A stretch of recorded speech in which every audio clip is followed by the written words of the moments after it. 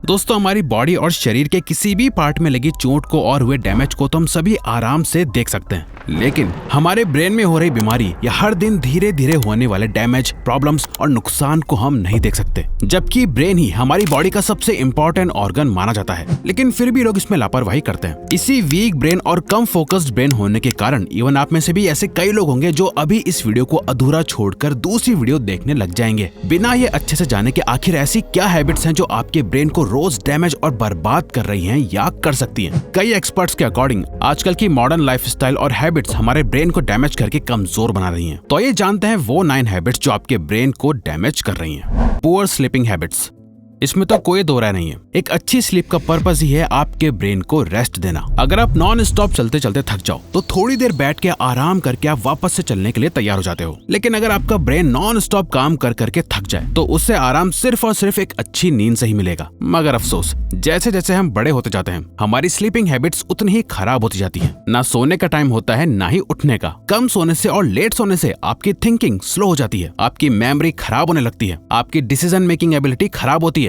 और भी बहुत सीरियस प्रॉब्लम्स होती हैं। इनफैक्ट एक स्टडी के अकॉर्डिंग नींद की कमी से आपके ब्रेन का एक्चुअल साइज कम होने लगता है। इसीलिए आपको अपने स्लीप के पैटर्न को समझना होगा और ये देखना होगा कि आपको कितनी नींद की जरूरत होती है। और एक बार ये पता चल जाए तो उसके बाद ज्यादा सोने पे फोकस मत करो, बल्कि अपनी नींद की इंपॉर्टेंस समझो कि ये कितनी ज्यादा इंपॉर्टेंट है। बिना लेट नाइट तक फोन चलाने के टाइम से सोने और अच्छे से सोने पे फोकस करो।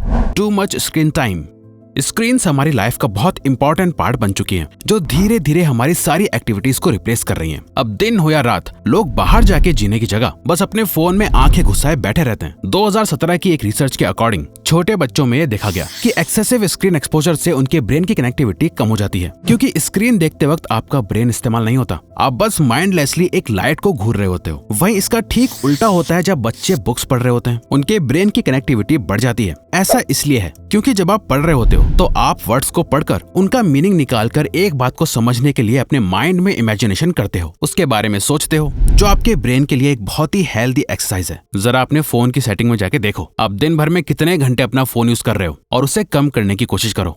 कंज्यूमिंग टू मच शुगर, शायद हो सकता है रैंडमली दिन में आपका कुछ मीठा खाने का मन करने लगता है, या आप सुबह उठकर चीनी वाली चाय या कॉफी पीते हो, या फिर जब आपके घर में मिठाई का डिब्बा आता है तो आप खुद को एक मिठाई का पीस खाने से रोक नहीं पाते, या हो सकता है आप कोका कोला या पेप्सी रेगुलरली पीते रहते हो। ये शुगर की क्रेविंग आपके स्ट्रेस लेवल्स के लिए एक इंडिकेटर की तरह होती है, क्योंकि साइंस के अकॉर्डिंग शुगर की क्रेविंग आपके ब्रेन का स्ट्रेस रिस्पॉन्डिंग सिस्टम है। लेकिन अगर ये ज्यादा हो जाती है तो आप शुगर के एडिक्ट बन सकते हो, जो आपके ब्रेन को बहुत बुरी तरह अफेक्ट करती है। 2011 की एक स्टडी ये दिखाती है कि कैसे शुगर हमारे ब्रेन के कॉग्निटिव फंक्शंस को कमजोर बनाती है। 2017 की एक अल्जाइमर्स स्टडी के अकॉर्डिंग जो लोग हर दिन एक या एक से ज्यादा शुगरी ड्रिंक पीते हैं, उनके ब्रेन की एबिलिटी कम हो जाती है और उनकी मेमोरी अफेक्ट होने लगती है, और ये दोनों ही अल्जाइमर्स डिजीज का इशारा है। सेडेंटरी लाइफस्टाइल, दोस्तों, दिन भर खुद को एक कमरे में बंद रखना, ना किसी से मिलना, ना बात करना, सुबह कब हो रही है और कब रात, इसका कोई होश नहीं होता। ये आपके ब्रेन को और ज्यादा लेजी बनाता जा रहा है, जो लॉन्ग टर्म में एंजाइटी और डिप्रेशन का रीजन बन सकता है। क्या आपको पता है, यूनिवर्सिटी ऑफ मिशिगन की एक रिपोर्ट के अकॉर्डिंग हर दिन सिर्फ 10 मिनट किसी पर्सन के साथ real face to face conversation करने से आपके मेमोरी की कॉग्निशन और ज्यादा इंप्रूव होते हैं। इसीलिए घर से बाहर निकलना शुरू करो, लोगों से बात करो, कनेक्शंस बनाओ। ये आपको बहुत अच्छा फील कराएगा, क्योंकि हम ह्यूमंस सोशल बीइंग्स हैं जो एक जगह बैठने के लिए नहीं बने हैं, बल्कि इस वर्ल्ड को एक्सप्लोर और लोगों के साथ रहने के लिए बने हैं। Eating too much junk food,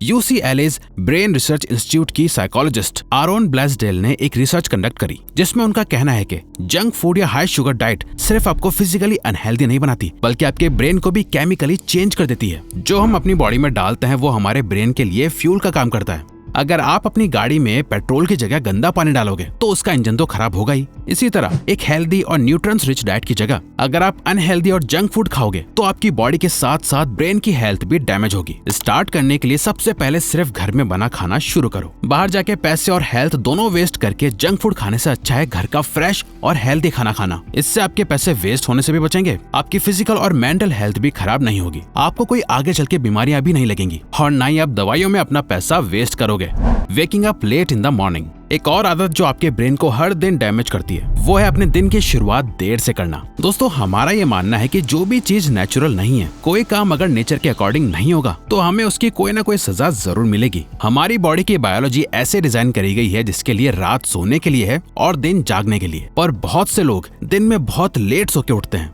जहाँ आधा दिन ऑलमोस्ट खत्म हो चुका है। ये उनके दिमाग में एक नेगेटिव थॉट सेट कर देता है। उन्हें लगने लगता है अरे यार आज मैं फिर लेट उठा, और फिर ऐसा लगता है कि अब तो दिन भी खत्म होने वाला है, अब कुछ करने के लिए बचा ही नहीं, और सारे काम कल के लिए पोस्टपोन कर देते हैं और कल फिर लेट उठते हैं। ये रिपीटेड बिहेवियर और इसके साथ जुड़ी हुई नेगेटिव फीलिंग आपके ब्रेन में हार्ड वायर्ड हो जाती हैं, जो आपकी सेल्फ एस्टीम को कम कर देती हैं, आपको अपनी ही नजरों में गिराती जाती हैं, और ये थॉट धीरे धीरे करके आपकी मेंटल हेल्थ को डैमेज करने लगता है। क्योंकि सुबह लेट उठते ही सबकॉन्शियसली आप अपने माइंड में सोच रहे होते हो मैं आज भी खुद की बुरी आदत से ही हार गया, जो आपको मेंटली अफेक्ट करती है। Not exercising. फिजिकल एक्सरसाइज सिर्फ आपकी बॉडी के लिए ही जरूरी नहीं है, बल्कि आपके ब्रेन और माइंड के लिए भी बहुत जरूरी है। ऐसा इसलिए है क्योंकि जब आप एक्सरसाइज करते हो तो आपका हार्ट रेट बढ़ जाता है, आपका हार्ट ज्यादा ऑक्सीजन पंप करने लगता है जो आपके ब्रेन तक पहुंचता है। इससे रिलेटेड नेपरविल हाई स्कूल के कुछ स्टूडेंट्स पर एक एक्सपेरिमेंट भी करा गया था, जहां एक क्लास को 2 ग्रुप्स में बांट दिया गया।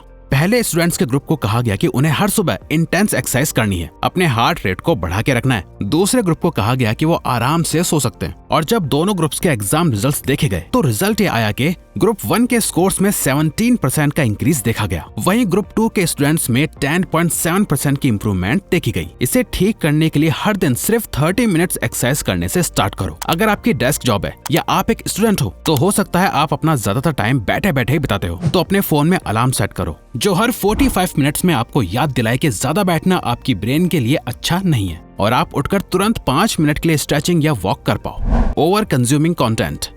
हमारा ब्रेन इंफॉर्मेशन को प्रोसेस करने का काम करता है, लेकिन आज के टाइम में इतनी ज्यादा इंफॉर्मेशन है कि हमारा ब्रेन हैंग होना शुरू हो गया है। हमारा ब्रेन माना बहुत पावरफुल है, लेकिन ये भी परफेक्ट नहीं है। इसकी भी एक लिमिट है जो हम हर दिन क्रॉस कर देते हैं। WhatsApp, Facebook, emails, calls, reels, YouTube, हर जगह से इतनी ज्यादा कंटेंट की सप्लाई तो बढ़ती जा रही है, बट हमारे ब्रेन की कैपेसिटी वो तो उतनी की उतनी ही है। ग्रेशम कॉलेज लंदन के professor of psychology Glenn Wilson ने अपनी रिसर्च से ये पता लगाया कि जब हम किसी सिचुएशन में होते हैं जहां हमें फुल फोकस और कंसंट्रेशन की जरूरत होती है, पर साइड में हमारा फोन रखा हुआ होता है जिसपे एक अनरेड मैसेज की नोटिफिकेशन आई हुई होती है, बस इस सिचुएशन में होने से ही हमारे ब्रेन का IQ 10 पॉइंट से नीचे गिर जाता है। ये ऐसा ही है जैसे मान लो आप एक गुब्बारे में हवा भर रहे हो और भरते जा रहे हो, रुक ही नहीं रहे, तो एक ना एक टाइम आएगा जब वो गुब्बारा फट ही जाएगा। हमारा ब्रेन वो गुब्बारा बनता जा रहा है और इंटरनेट का ये सारा कंटेंट हवा।